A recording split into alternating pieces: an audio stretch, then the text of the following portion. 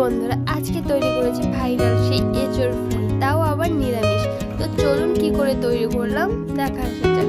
এটা প্রথমেই আমি একটা ছোট সাইজের এঁচোড় নিয়ে নিয়েছি। এটাকে এখন আমি ভালোভাবে কেটে ধুয়ে নিয়েছি। ঠিক এভাবেই কাটতে হবে। এরপর একটু নুন আর একটু হলুদ দিয়ে এটাকে খুব ভালোভাবে সিদ্ধ করে নেব।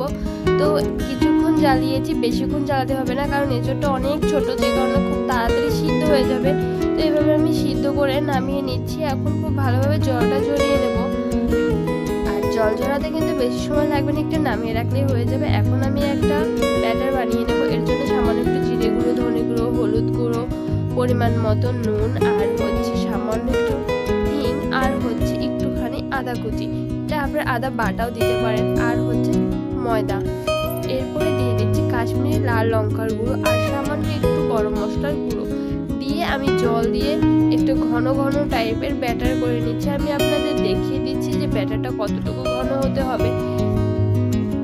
এই যে দেখুন, আমি এঁচোড়টা দিয়ে দিয়েছি কতটুকু ঘন। এখন আপনারা অবশ্যই বুঝতে পারছেন, খুব ভালো মতো এঁচোড়টাকে ব্যাটারের মধ্যে ডুবিয়ে নিচ্ছি। এবার গরম তেলের মধ্যে আমি একটা একটা করে দুটো একসাথে দিয়ে দিচ্ছি। আমার একবারে ভাজা হবে না, কারণ আমি অল্প অল্প করে ভাজছি দুটো করে। এরপরে লাল লাল করে উল্টে পাল্টে আমি এটাকে ভেজে নেব। আর এটা কিন্তু আমার কাছে অনেক ভালো লেগেছে, সত্যি অনেক ভালো লেগেছে। আমার খেতে গিয়ে একদমই মনে হয়নি যে আমি কাঁঠালের এঁচোড় খাচ্ছি, এতটা স্বাদ ছিল। তো যদি আমার ভিডিওগুলো আপনাদের ভালো লাগে তবে আমার চ্যানেলটিকে সাবস্ক্রাইব করবেন, লাইক কমেন্ট করে পাশে থাকবেন। শেষ পর্যন্ত দেখার জন্য অসংখ্য ধন্যবাদ। টাটা বন্ধুরা, ভালো থাকবেন, দেখা হচ্ছে অন্য ভিডিওতে।